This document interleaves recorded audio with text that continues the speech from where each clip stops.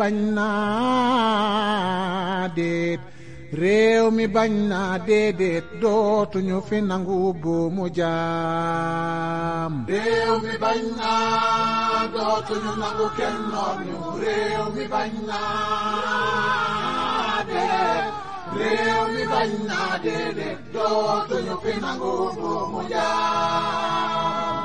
réew mi bañ naa dootuñu nangu kenn jaay nu. réew mi bañ naa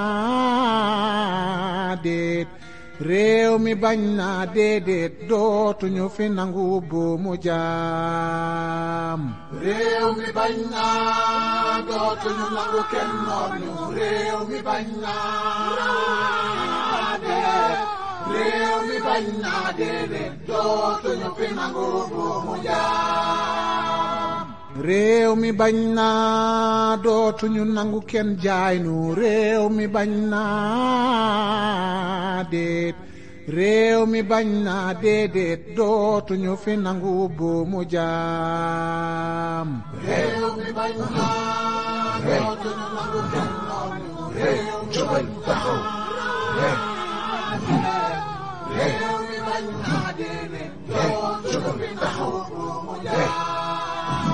réew mi bañ naa dootuñu nangu kenn jaay nu. réew mi bañ naa déet réew mi bañ naa déedéet dootuñu fi nangu buumu jaam. réew mi bañ naa dootuñu nangu kenn noot ñu. réew mi bañ naa déet réew mi bañ naa déedéet dootuñu fi nangu buumu jaam. réew mi bañ réew mi bañ naa dootuñu nangu kenn noot ñu. réew mi bañ naa déet réew mi bañ naa déedéet dootuñu fi nangu buumu jaam. réew mi bañ naa dootuñu nangu kenn noot ñu. réew mi bañ naa déet réew mi bañ naa déedéet dootuñu fi nangu buumu jaam. Chers compatriotes, chers amis étrangers, bonsoir.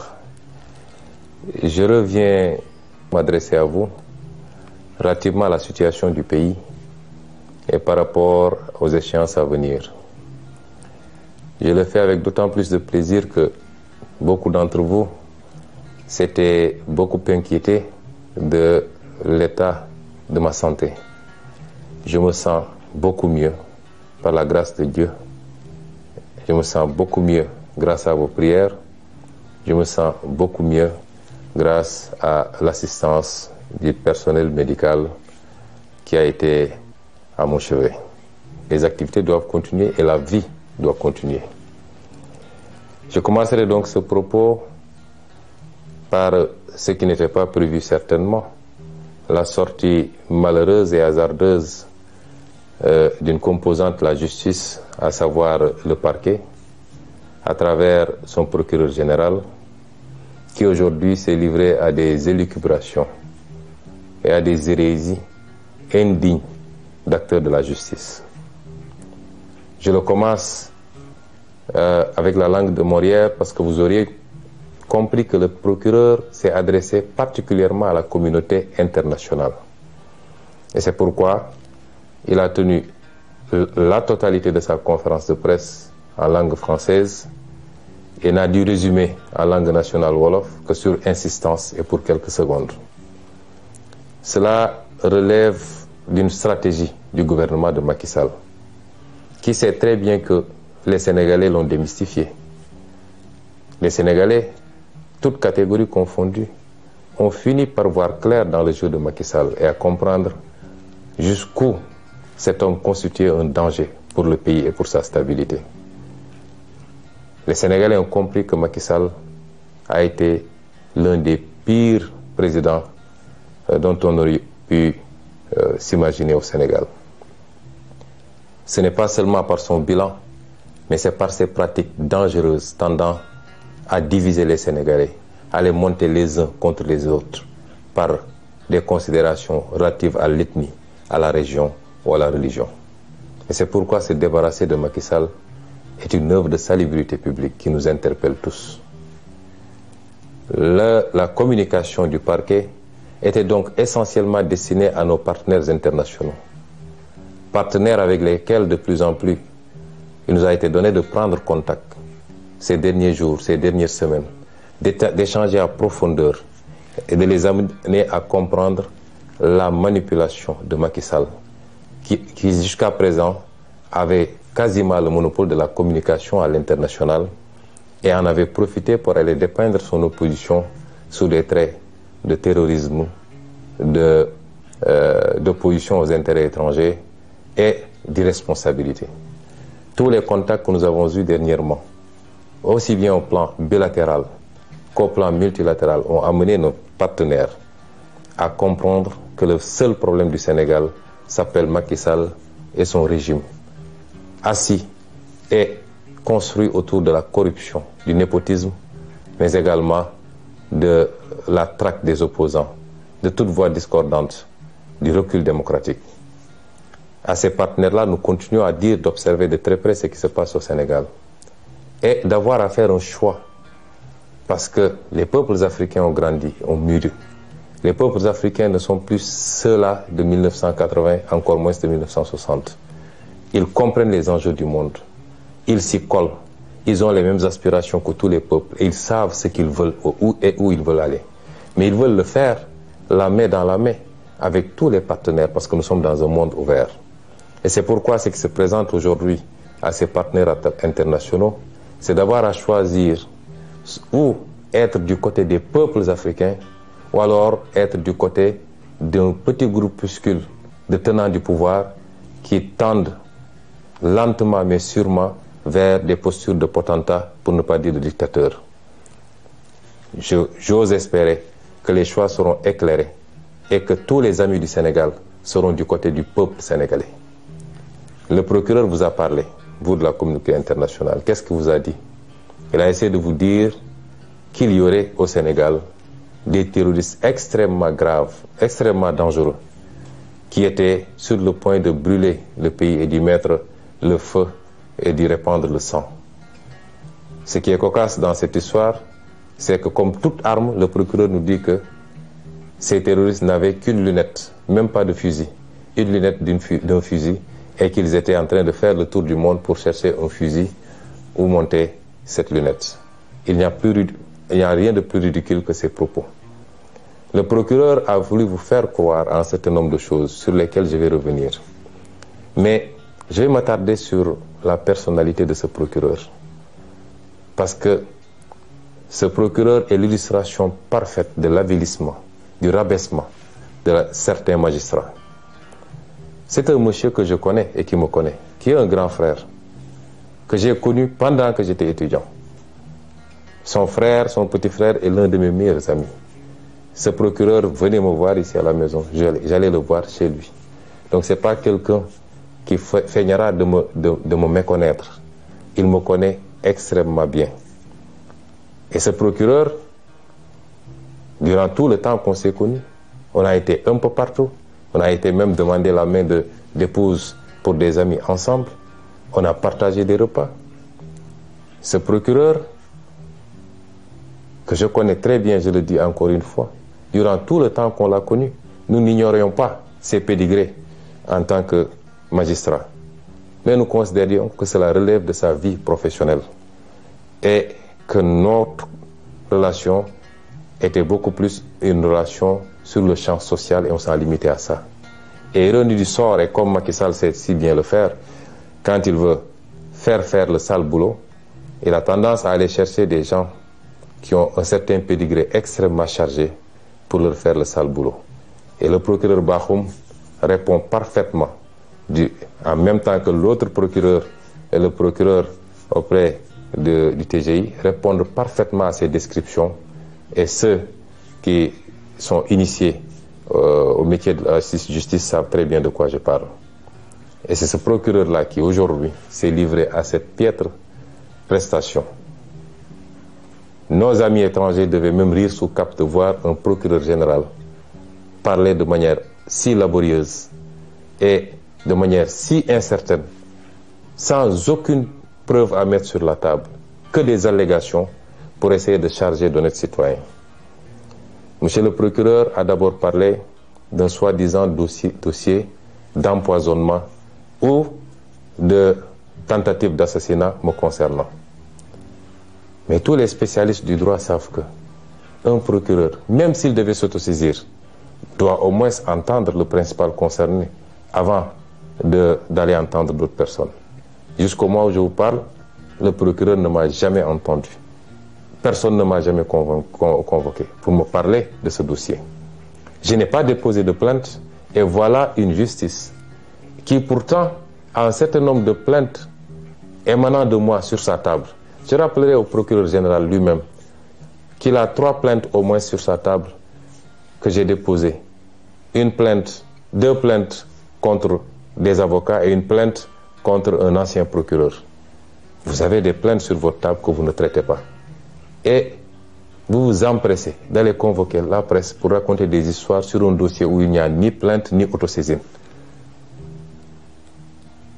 C'est inédit dans les annales du droit de voir un procureur sur un dossier qui n'existe pas. Il n'y a pas de plainte, il n'y a pas d'autosaisine.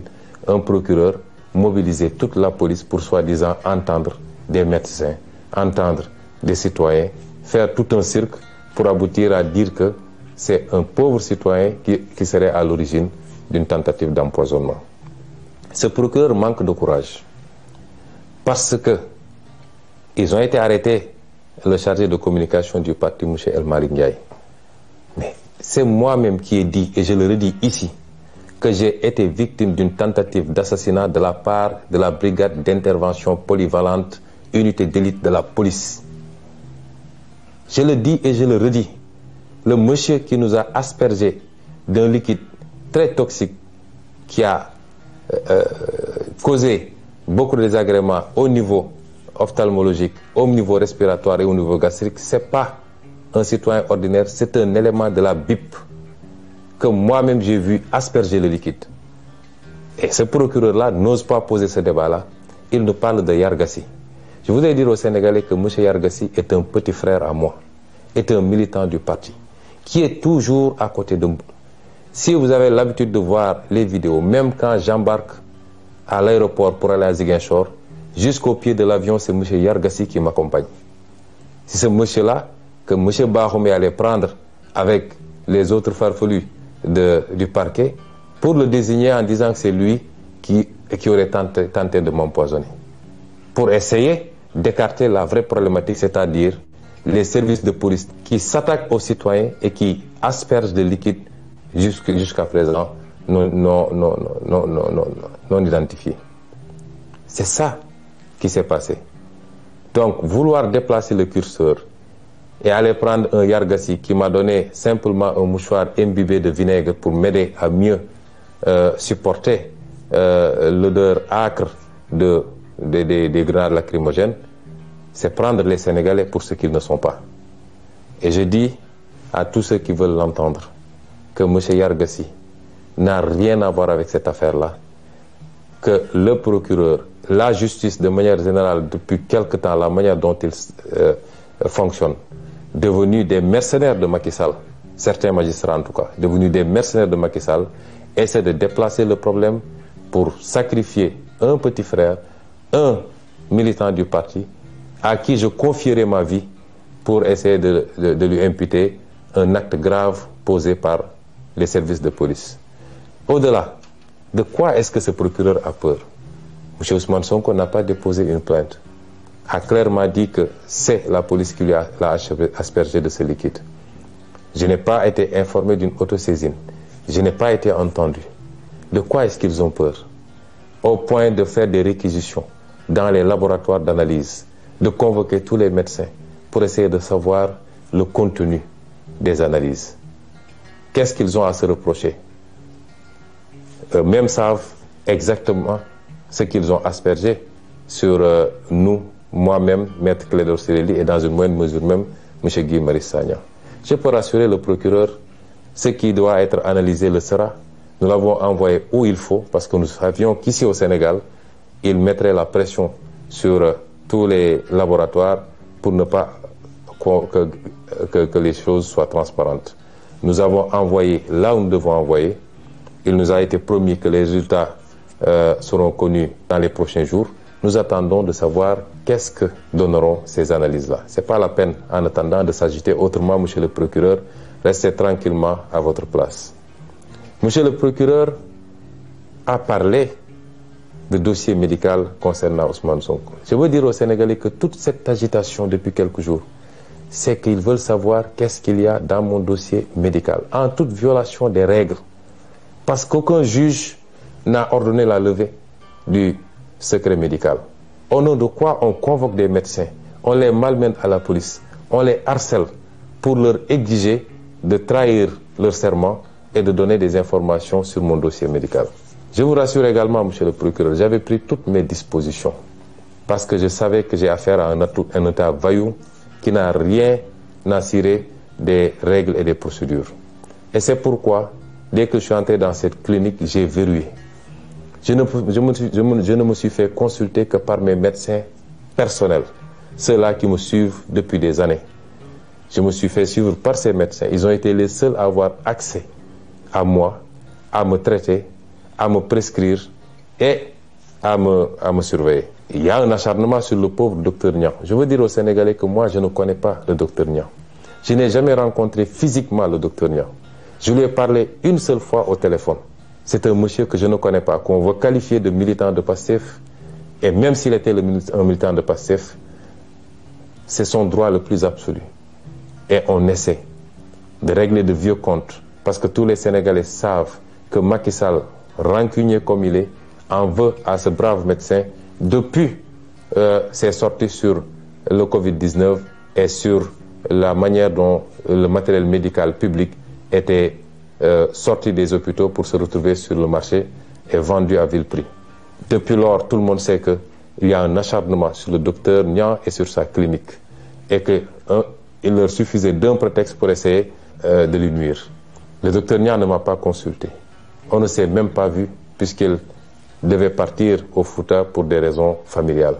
C'est mes médecins personnels, mon pneumologue, mon ophtalmologue, mon orthopédiste, mon médecin généraliste, eux seuls ont eu accès à moi. Et quand j'en ai terminé, comme je vous le dis, connaissant bien les pratiques de cet État voyou, je n'ai pas laissé mon dossier médical sur place. Et c'est pourquoi je suis étonné d'entendre monsieur le procureur citer un dossier médical. Mon dossier médical est ici avec vous. Je ne l'ai pas laissé là-bas. Tout ce qui a été prescrit est ici parce que je savais qu'ils allaient faire de l'inquisition, parce que ce n'est pas de la perquisition, pour essayer d'avoir accès à mon dossier médical qui relève de ma vie privée et qui ne peut en aucun cas, dans ce cas d'espèce, être à disposition des enquêteurs. S'ils veulent ce dossier médical, ils n'ont qu'à venir le chercher chez moi. Ce dossier, il a cité un dossier H23 00167, évidemment. Le dossier, s'il y a un résidu de dossier, il ne concernera que la partie hôtellerie parce que j'ai séjourné pendant quelques jours. Mais pour tout le reste, le dossier médical est ici, entre mes mains, et ne sera jamais à disposition de cette parodie de justice. Ceci dit, je voudrais rassurer les Sénégalais. Le dossier est suivi comme il doit être suivi. J'ai bénéficié d'un bon traitement de la part de mes médecins. Nous avons envoyé des échantillons là où il fallait, dans plusieurs endroits à l'étranger. Nous attendons les résultats. Et si les résultats concluent dans tel ou tel sens, si rien n'a été découvert, on vous le dira. Si évidemment c'est des produits toxiques qui ont été découverts, nous vous le dirons également. Mais je maintiens, je signe, je persiste et je réitère à dire que j'ai été victime d'une tentative d'assassinat. Et ce n'était pas la première, parce que rien que le fait de casser la vitre de ma voiture avec des éclats de vitre qui auraient pu me trancher la gorge ou qui auraient pu se retrouver dans mon œil, rien que cela est une tentative flagrante d'assassinat. En tout cas de faire très mal. Et je le réitère, cette tentative émane exclusivement des forces de police, je le dis, puisqu'il y avait des gendarmes et des policiers sur place, je le dis, celui qui nous a aspergé ce liquide est un élément de la BIP. Je le réitère, et si le procureur veut entendre quelqu'un, c'est moi qui aurais dû être entendu, au lieu de faire tout ce cirque-là à convoquer des innocents, à arrêter des innocents et à les faire écrouiller injustement. Le procureur, enfin, a fait de longs développements sur, soi-disant, des forces spéciales, ou je ne sais pas quoi, commando. Mais vous remarquerez que, et ça c'est ça la politique de Macky Sall, et il ne réussira pas à briser ce pays, à mettre les Sénégalais contre les uns et les autres. Mais vous remarquerez qu'aujourd'hui, porter un nom de famille à consonance casamançaise est devenu un crime sous le régime de Macky Sall. On nous parle de MFDC, on me parle, mais des terroristes du MFDC qui ne peuvent même pas avoir un fusil, qui ont simplement une lunette. Il n'y a pas plus ridicule que ça. Et ils veulent prendre les gens pour des demeurés, pour ce qu'ils ne sont pas. Je le réitère, aujourd'hui, une bonne partie, en tout cas certains magistrats ont peur, parce qu'il semblerait, d'après ce que dit le procureur, qu'ils soient visés. Ils n'ont qu'à se poser la question du pourquoi. Vous ne pouvez pas semer la haine dans ce pays, être les bras exécutifs de Macky Sall dans ses sales besognes. Vous êtes l'auteur de tueries dans ce pays. À chaque fois que vous prenez une mauvaise décision par rapport à vos petites carrières, vous êtes responsable de gens qui tombent sous les balles. Parce qu'à chaque fois qu'il y a contestation derrière, il y a une décision injustifiée de la justice. Vous ne pouvez pas continuer comme ça et penser que vous serez en sécurité tranquillement à siroter votre thé. Je vous l'ai toujours dit, si le pays brûle, vous ne serez pas épargné. Revenez à la raison.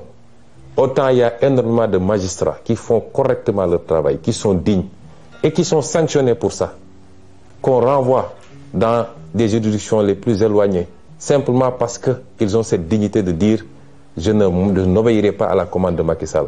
Autant, excusez-moi du terme, il y a de la pourriture dans cette magistrature-là. Et ces gens-là doivent comprendre que ça ne peut pas continuer comme ça. Je ne suis pas en train de vous menacer, je suis en train de vous prévenir.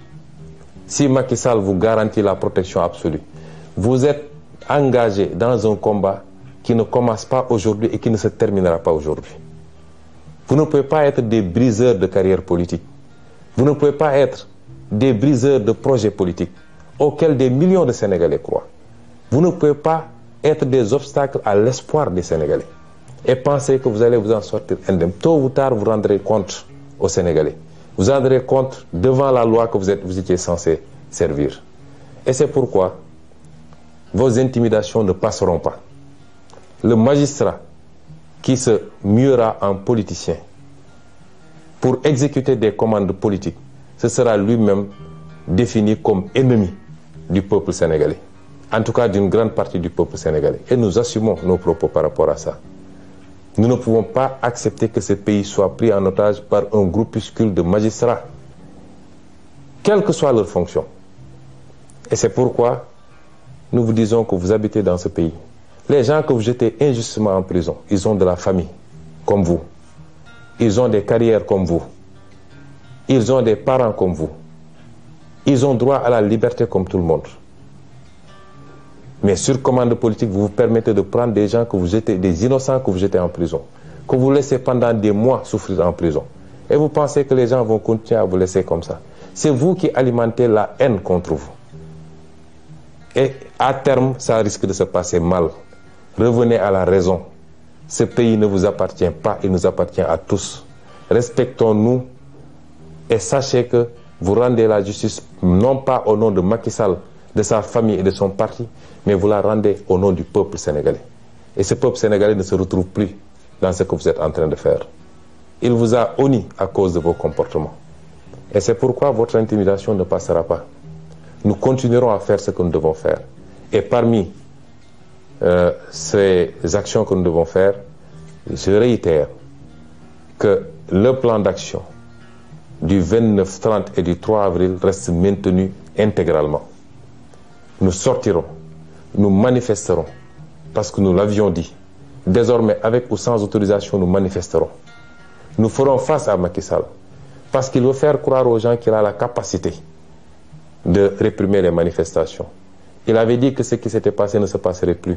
Ce qui s'est passé le 16 a démontré qu'il n'a pas les capacités pour contenir un peuple qui debout, qui dit non.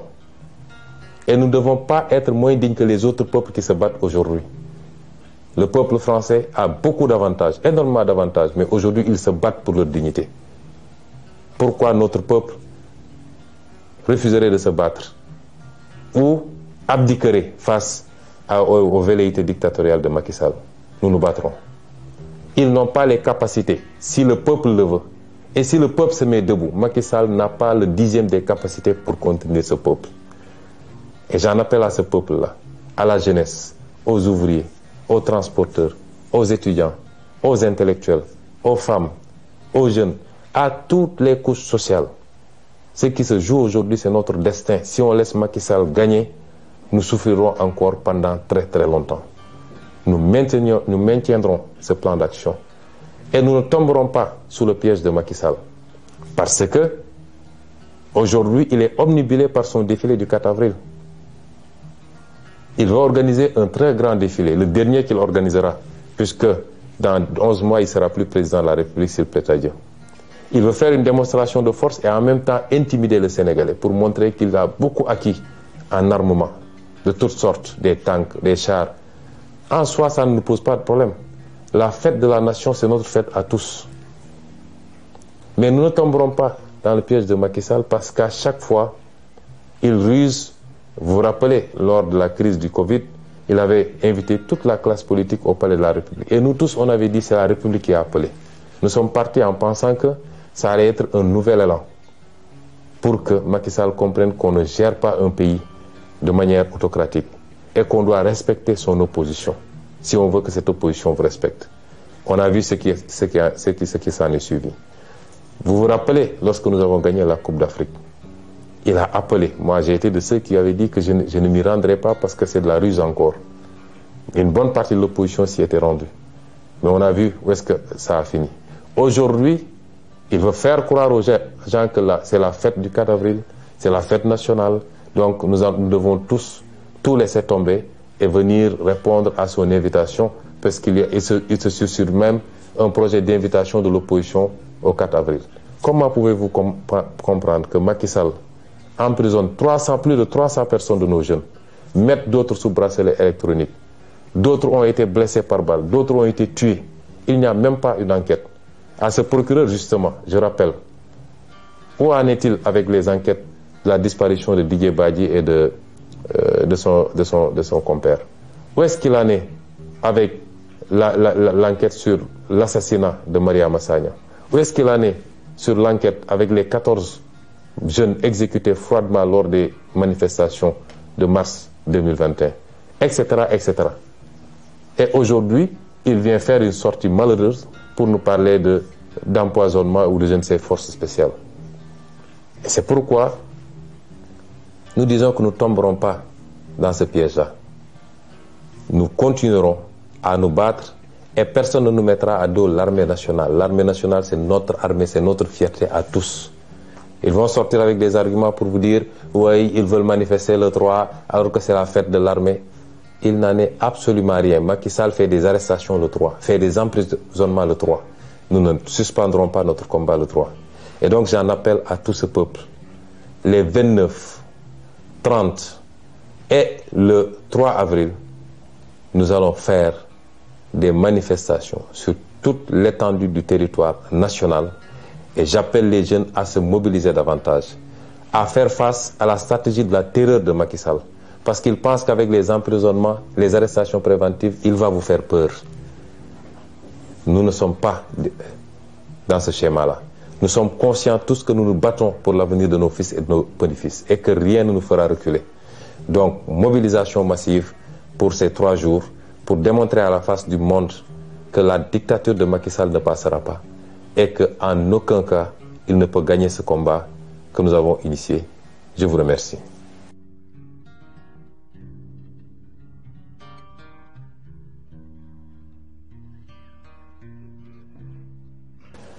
mbokk yi asalaamaaleykum ñu ngi dellu si am ak yéen jotaay ci waxtaan ci tolluwaay réew mi ak ci xew-xew réew mi di leen gërëmati tey ñi ngi waxtaan ak yéen ànd ceeg mbégte gu rëy ndax ñu ngi sant yàlla am nañu tan bu baax a baax suñu wér-gu-yaram am nañu péex bu rëy rëy ñu ciy gërëm ñi nga xam ne ñooy waa kër docteur ak seen taxawaay di leen ci gërëm yéen ñëpp ci seeni ñaan ak seen yitte yooyu lépp yàlla boole moo ñu may tey mën a togg ak yéen ci péex ak tal pour waxtaan ak yéen.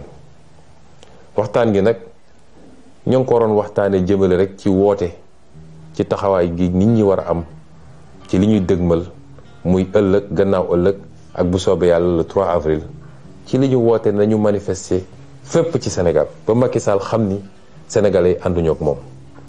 manifester gi nag ñépp ci war a ànd manifester bu ñu jàpp ni manifester yi affaire ndaw ñi kese la wala affaire Pastef kese la déedéet.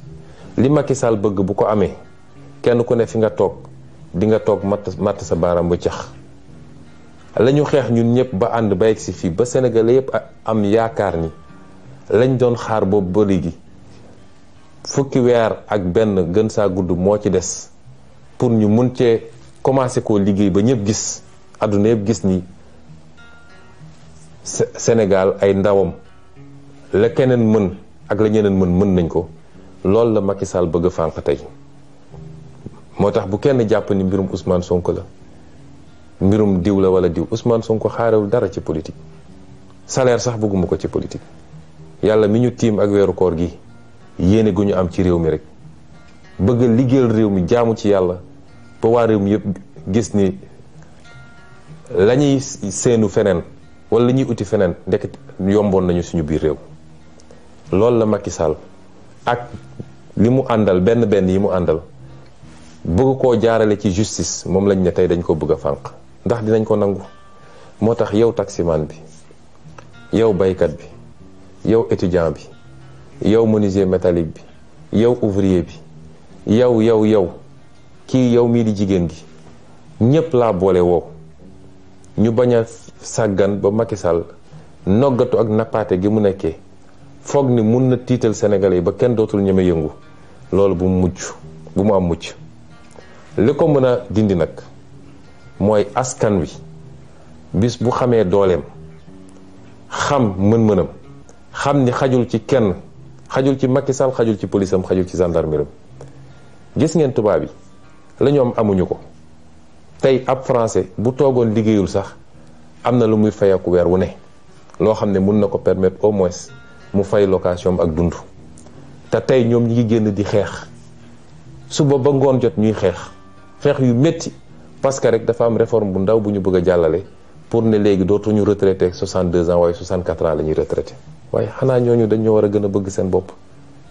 bu ñu toogee dégg ay nit di essayer dugg ci xelu ndaw ñi naan leen ku fi dee yaa perte ak nangam dama naan xeetu njaam googu moo taxoon tubaab gi noot suñuy maam. xeetu wax jooju mooy nangu tënk sa bopp ci jaam moo taxoon tubaab bi noot suñuy maam. génération bi ñu toll nag weesu na loolu dañoo xam ni réew mi rek lañu am amuñu feneen amuñu beneen nationalité bëgguñu ko sax réew mi nag doomu réew mi koy defar te bokk na ci li koy defar ci doomu réew mi projet bii ñu leen andil joxuñu leen xaalis sexaluñu leen lem menacé wuñu leen mais di leen won benn ngeen di gis ba tey ñu am yaakaar ni ñu nga ca cappaandaw Macky Sall ak ay juge ak ay procureur ne ñoom ñooy taxaw ne tey loolu du am ci Sénégal buñ ko nangoo rek ñun ñoo nangu ñu tënkuñu ci njaam. moo tax nag ñu ne na ñëpp génn suba le 29 gannaaw suba le 30 ak le 3 avril bu ñu kenn essayé boole kenn ndax da ngay dégg ñu naan waaw ñoom respecté wuñu république bi ndax date bi kenn waru cee manifester. Macky Sall dafa respecté république. Macky Sall suy tëjaatee daf ci xool luy 3 avril ak luy 4 avril suy dóoraat ak suy dóor nit ñi ay bal daf ci xool ban bés sañu nekk. dama ne ku mën a xeex na xeex ku mënul xeex na maadu ci li ñuy xeex waaye kenn duñu tënk ci yooyu. ñenn ñi dañ naan waaw 4 avril feetu armée bi la kon weeru ko ñun 4 avril kenn tuddul 4 avril 4 avril suñu 4 avril ñun ñëpp la te armée bi kenn ëppalewuñ ci kenn gënuñoo fonk armée bi.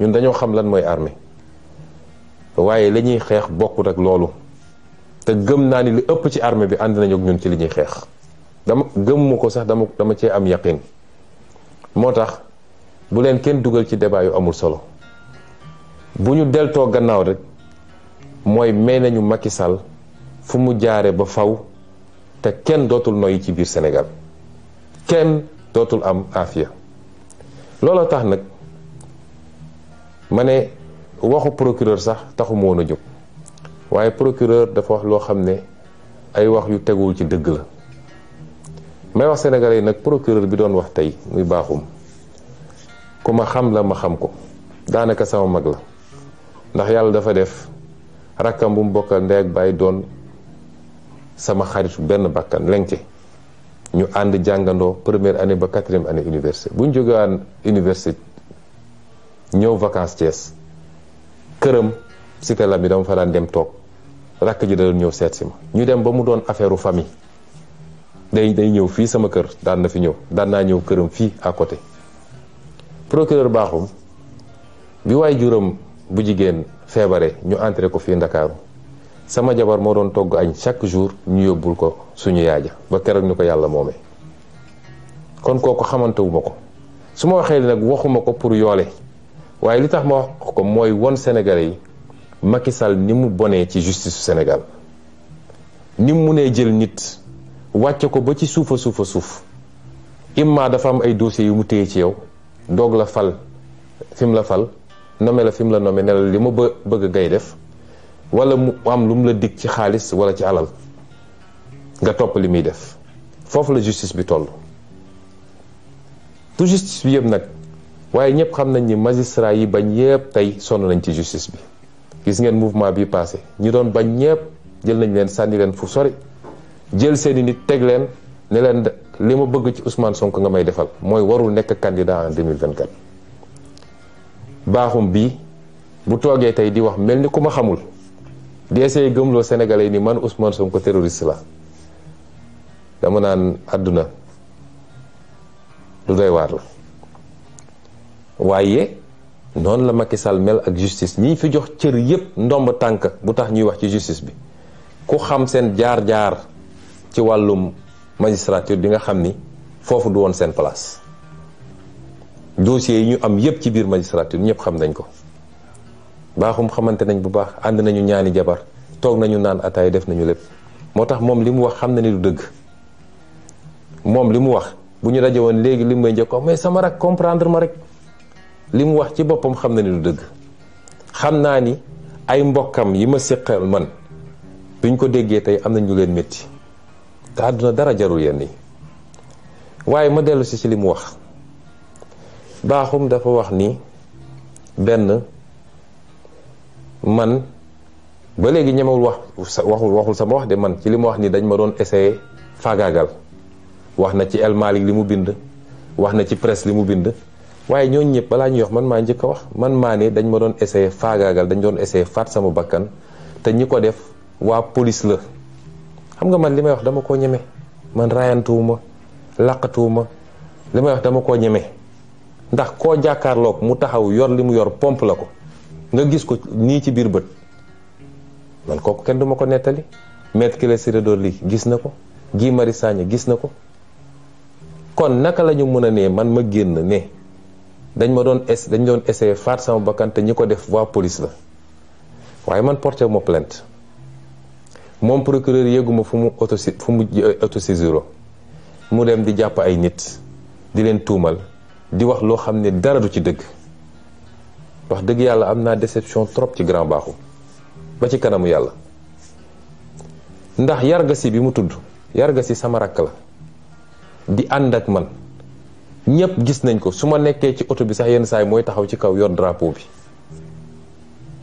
su may tukki moo may gunge ba aéroport ba ci avion bi ndax comme aéroport lay liggéey am na droit dugg mooy taxaw ba escalier avion bi yargasi ngay gis mu taxaw foofu kooku confiance bi ma am ci moom lu ma jox ma lekk lu ma jox ma naan baaxum ñëw taxaw ci kanam sénégalais yi naan yargasi moo jël benn liquide def ko ci benn mouchoir jox ma yargasi li mu def ci liquide bi ñu sànnee lacrymogène yi ba mënuñoo xoole vinaigre la jël vinaigre def ko ci benn mouchoir ne ma président am nga taf ko sa bakkan pour mun a noyyi. loolu bokkul ak policiers yi liñ ma sotti mu ñëw taxaw di wax lu dul naka su dul noonu ñu dem jël doomu jàmbur ji dem dugal ko ci kaso bi ba pare mu naan information judiciaire la ñuy ubbi.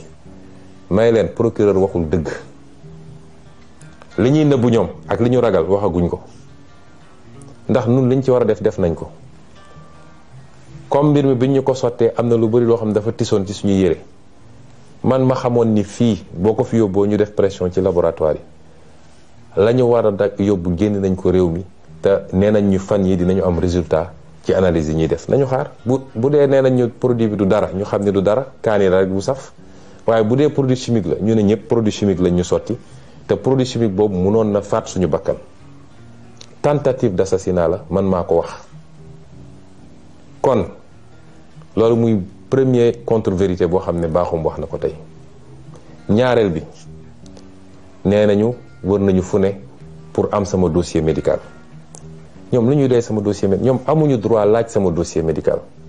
dossier médical secret la ci anam yu ndaw a ndaw yu xaw a diis sax yu xaw a jafe la yoon mun a may ñu accéder dossier médical jàmbur ñuy convoquer ay médecins di leen bundu xatal fii may wax yéen ni tembe sama benn médecin docteur Bouros dañ ko convoqué waat tey convocation bi yëpp mooy ban façon faj nga ko defal lan moo ko dal ndax defal nga ko certificat médical pour mu bañ a dem procès yëfu ñàkk fayda yooyu lañ doon laaj samay médecin man bi ma duggee ci hôpital bi laa xam ni comme état saay-saay lañu yor état wuyu la seen yoon newul ci loi moo tax ma ne leen ku dul samay médecin bopp du ma jege su dul woon sax loolu man fi ma toll ci dëkk bi nag fi ma toll ci politique ak ñi may rëbb ñëpp xam nañ ni nag sama yaram du ma ko jox n'importe qui dama am ay médecins yoo xam ne ay ati at maa ngi ak ñoom moo tax bi ma duggee ci hôpital ba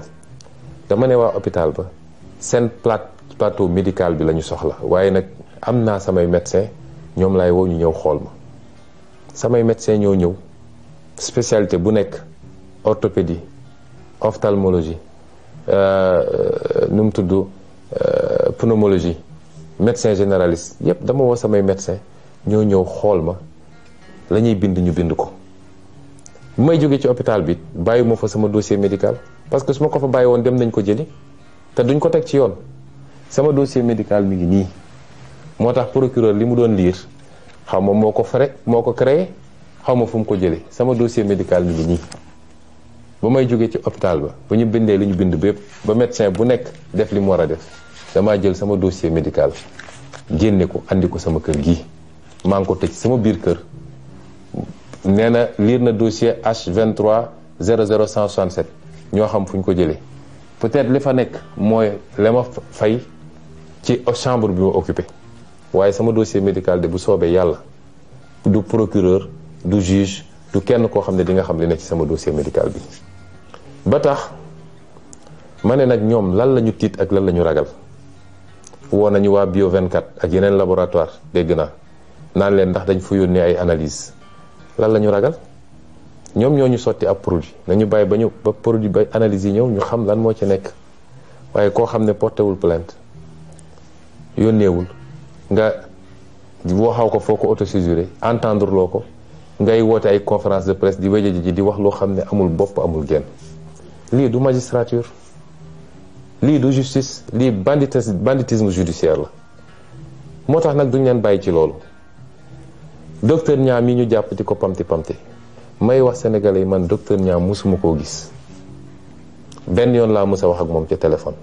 cité kër góor gi laa dëkk clinique am jege na ma keroog bi may jóge fële xaw naa sonn bi may egsee fii ma ne leen nag yóbbu leen ma ci clinique ba mais wool leen ma samay médecin ñu ñëw waaye docteur Niang gisewu ma ak moom dafa xëy dem Fuuta amoon fa dëj wala lu mel noonu waaye comme mere woon nañ ko mere gu yàgg yéen a ngi fàttaliku moo fi njëkk a feeñal seen tappale yu ñu doon def ci Covid 19 bi moo ko fi njëkk a feeñal moo fi njëkk a wax ni li nga xam ne xaalisu réew mi la ñu koy jëndee matériel médical di koy bu ci hôpitaux yi nit ñi dañ koy génnewaat di ko jaay ci marché bi boobu ba léegi nag ñu ngi ko guuxal di xaar fan lañ koy jekkoo moo tax ñu andi coow li naan ay non assistance à personne en danger di ko woo naan ko yaa hébergé Ousmane Sonko du citoyen sénégalais amul droit dem ci clinique bu ko neex ak hôpital bu ko neex.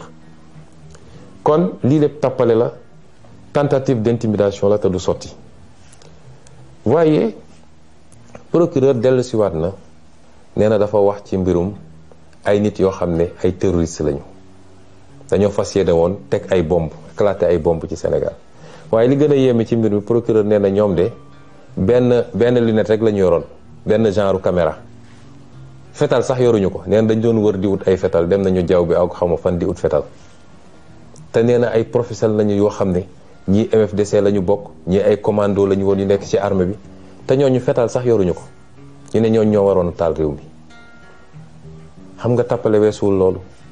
waaye li ma bëgg a waxtaan ak sénégalais yi Macky Sall li mu bëgg du ko am ndax féewale sénégalais yi ci wàllu weesoo bi mu nekkee président ba léegi ci loolu la nekk seetlu ngeen ni li ëpp ñu jàpp lañ leen jàppee mooy seen sant méngoo na ak santu Joola wala santu Casamance tey Sénégal ku fi nekk Casamance te bokk ci Pastef rek boo moytu léegi ñu laxas la pourtant Pastef Mbàkke la ëppee doole ka Casamance Pastef Saint-Louis la ëppee doole ka Casamance Pastef Ndakaaru gi la ëppee doole ka Casamance manifestation day am ci Mbàkke doo dégg ñu ne kenn ab terroriste nga musul am kon lii mu bëgg du ko am nee na ki doon organiser manifestation yi Bignona moom la ñu jàpp fi mu ne nii xaar leen ba prochaine manifestation ngeen xool Bignona ndax du gën a tàng sax yeneen manifestation yi kon nañu bàyyi tappale bi Macky Sall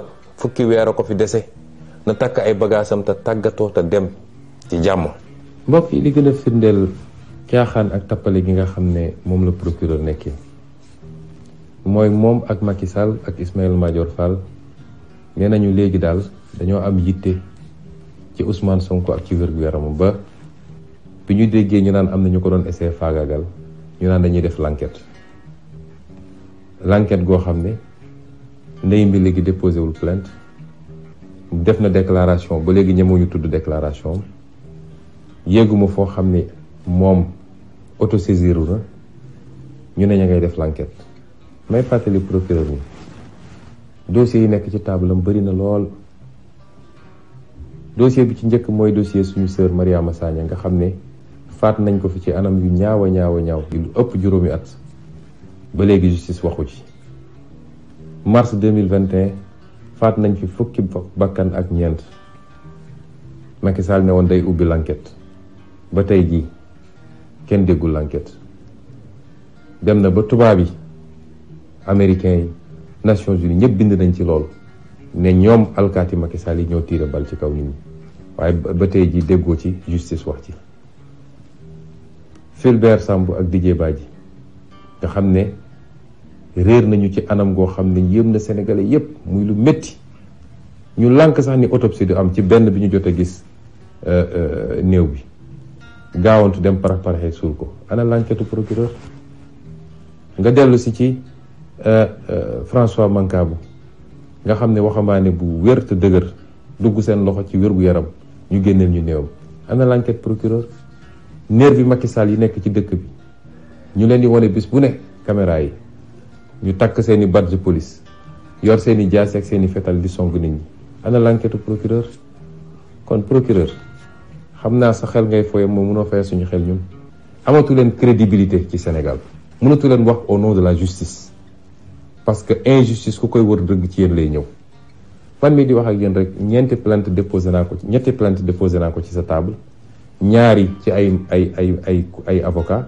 ñetteel bi ci procureur bi fa ne woon balaa yéen ngeen di ñëw ana seen enquête yéen daal leen neex ngeen di def foog ni dañ leen di bàyyi noonu rek balaa may dee nag ngeen ne dafa am commando bu leen doon rëbb bu leen doon pexeel bëgg a dal seen kaw ñun de yéenewuñ leen ko ndax ñun ñëpp jàmm lañ leen yéene yéenay fitna di dal suñu kaw rek waaye yéenewuñ leen ko waaye nag jàmm dañ koy mayante nu ngeen doon ay magistrat ay nit dong ngeen donc lu ngeen def ci keneen mu métti ci moom buñ leen ko defee mu métti ci yéen dama ne doomu jàmbur yi ngeen di jàpp tegu leen ko fenn dul bëgg lu neex Macky Sall di leen tëj ci kaso yi, di leen takkal ay bracelet électronique, abi yi ngeen di def chaque jour, foog ngeen ni loolu mun ngeen ci dëkk ba pare mucc ci.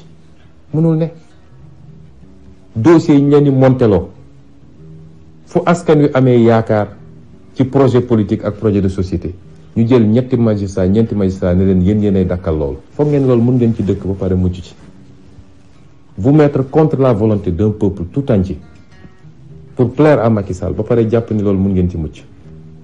ñi leen di nax ne leen mun nañ leen assurer protection, dañ leen di nax rek de. ndax xeex bii peuple bi di xeex du xeexu benn fan, du xeexu benn weer, te ñun ak yéen ñoo nekk fii biir Sénégal.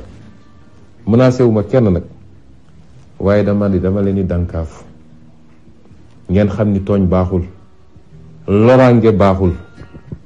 dañ leen a ce peuple sénégalais moo leen di fay pour ngeen atte te ngeen ragal ci yàlla, xool ci peuple boobu.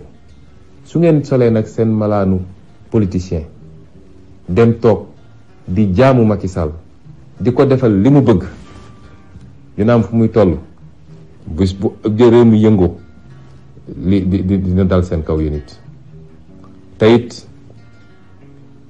Sénégal yi sonn nañ, te fitna yi fiy juddu yépp depuis les années 90 ba léegi, fitna yi fiy juddu yépp ci wàllu politique loxo magistrat mi ngi ci gannaaw. ci décision boo xam ne ki koy jël leer na ko bi mu koy jël ni décision bi waru koo jël, mu jël ko dem toog jàpp njàmburam, foog ni nit ñi mun nañoo continuer muñ loolu. procureur comme politicien la, ni Macky Sall di politiquer mooy bi ñu commencé ba léegi ñu ngi xool nu ñuy def ba jaxase Pastef ak kilifa diine yi. waaye gis nañ ni lajj bu doy waar, ndax tey foo dem ci foyer religieux yi bu élection jotee, man coalition bi ñuy bokk moo koy gagné. li ci feeñ ci élection législative yi weesu wane na ko. du Touba, du Tivaouane, du Kaolack, du feneen ak feneen. waaye comme politicien la dañ koy waxloo, ñu ne ko demal ne dafa am ay xale yu doon waaj a def ay attentat pour dal ci kaw ay kilifa diine. mën naa giñ ci weeru koor gi ñu nekk nii ni procureur waxul dëgg. moom ci boppam xam na ni waxul dëgg. moo tax ñii dañoo dangereux ci réew mi, ndax nee naa leen Macky Sall li gën a sensible ci ay nit lay fooye, mooy bëgg a jaxase nit ñi ci wàllum diine, wàllum waaso, wàllum xeet, wàllum région. mooy li gën a danger, te loolu dara waral ko lu dul bëgg a toog ci nguur rek. may feddali sénégalais ni procureur baaxul, ak ni ma ko xamee moom xam na ni. moo tax xale yi gis naa bi muy wax ñuy commenté naan ko yow bu yóbba mun ngaa dem naan ndox ndax wóoro. moom ci boppam digganteem ak boroom xam na ni waxul dëgg. te kilifa yi muy essayé manipuler, kilifa diine yooyu xam nañ ni moom waxul dëgg. Sénégal yi koy déglu yëpp xam nañ ni waxul dëgg. àdduna bi yëpp xam na ni waxul dëgg. waa lii lan moo ko jar ci àdduna. moo tax ñu dellu di woo sénégalais yëpp nag. suñu plan d'action bi ñu tëraloon waxoon nañ leen ni fi mu toll nii tembe autorisation ñàkk autorisation suñu nee dañuy marche dinañu marche. déposé nañ ci territoire bi yëpp, am na dégg naa fu ñu nangu, am na fu ñu bañ, rawatina ndakaaru gi. mooy wax waa ndakaaru ni ka dinañu manifester bu soobee yàlla le 3, dinañ manifester le 29 muy suba, dinañ manifester le 30 muy gannaaw ëllëg, dinañ manifester le 3 incha allah. kenn mënuñoo boole kenn, wax naa leen ko léegi. lañuy manifester xeex suñuy droit ak suñuy àq. Macky Sall li ko tere nelaw fi mu ne nii mooy défilé 4 avril. bëgg na ñépp ne cell ba moom mun a def défilé bu rëy te lim ci jublu mooy gën a nappaat sénégalais woon leen di jënd naa ay ngannaay yu bëri ay chars de combat, ay mété, ay lëli. défilé ba kenn ëppale wuñ si, ndax fête de la nation ñun ci nation bi lañu bokk. waaye calendrier Macky Sall du yóbbu suñu calendrier. man mii dañ maa convoqué gannaaw suba ci tribunal. calendrier bi changé wuñu ko. pourquoi ñun ñuy changé suñu calendrier ci leneen ak leneen. moo tax ma ne nit ñi bu ñu sàggan ba Macky Sall am li mu bëgg, na ñëpp génn massivement, na affaire yi gën a tar, dañu ne manifestation pacifique jàmm la ñu woote, am nañu droit génn dox parce que constitution bi moo ko bind. bu ko Macky Sall buggee tere nit ñi nag lépp lu am ci loo xam ne dina andi xëccoo, dina andi pëccëxoo, Macky Sall ak policeam ak gendarmerie ñoo koy andi. lii muy def ni nag foog ni mën na fees bëtu nit ñi. may dalal ci xelu Sénégalais yi, Macky Sall prison mii mënul arrêté sax 2000 Sénégalais yóbbu leen prison. fi mu ne nii prison yi fees na. lii mu jël jamono ji naan ay bracelet électronique di ko testé ci waa Pastef yi te li ciy jubloo waayam tam mooy fexe ba wane isolé na Pastef. may wax ni mënoo fexe ba isolé Pastef ndax Pastef dafa ànd ak Sénégalais yi d'abord, dafa ànd ak askanu Sénégal. askanu Sénégal moo porté Pastef ci boppam waaye Pastef dafa ànd ak opposition bi ñu ànd di xeex li ñuy xeex def benn say. moo tax mënoo muusa ki waane ba isolé Pastef bugg a gëmloo ni Pastef mooy parti bu violent, mooy parti bu fippu. déedéet, dafa fekk Pastef nga singali, moo tax Pastef taxaw jàkkaarloog yow. waaye opposition bi yépp ñoo ànd tey fas yéene jeexal nguuru Macky Sall. kon lii lañu bëggoon a waxtaan ak yéen ci lu gàtt. di wax tamit ni ndaw ñi bu affaire bi dem ba yóbbu leen ba ngeen fàtte dem bindu ji ci liste électorale yi. na ñëpp dem bindu ci liste électorale yi. na ñëpp dem bindu ci liste électorale yi. parce que loolu moo leen di jox ngànnaay gi ngeen di xeexee ba su élection ba ñu mun fa jëlee Macky Sall wala candidat am bi fiy toog, ndax moom amul droit nekk candidat. ñu duma ko dès le premier tour, ñu abal ñu may réew mi jàmm ak afiya, ñu defar réew mi. may daaneel nag ci dalal xelu ñëpp. damay gis léeg-léeg ñu bind ñu naan Sonko dañ ko ñi ko wër ñëpp dañ leen a isolé, Sonko wéet na, Pastef la ñu bëgg a sonk. Pastef kenn mënulu ko dara gannaaw yàlla. Pastef kenn mënulu ko dara gannaaw ma ay at a ngi ni Macky Sall a ngi jéem.